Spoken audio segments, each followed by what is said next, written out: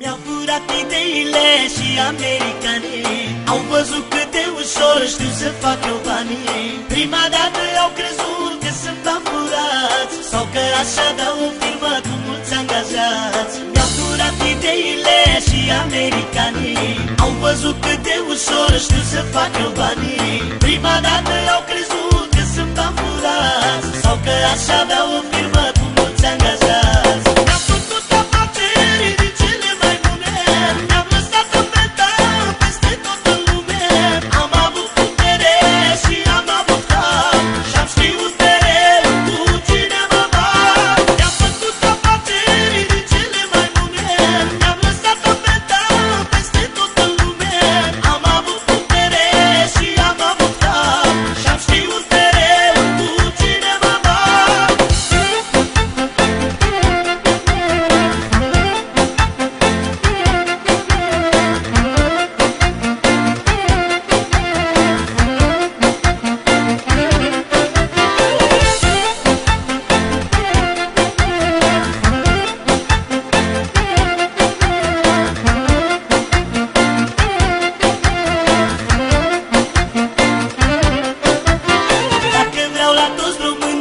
Fac o surpriză în 2-3 săptămâni scot țara din criză.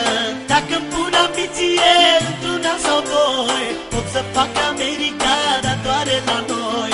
Dacă vreau la toți românii le fac o surpriză în 2-3 săptămâni scot țara din criză.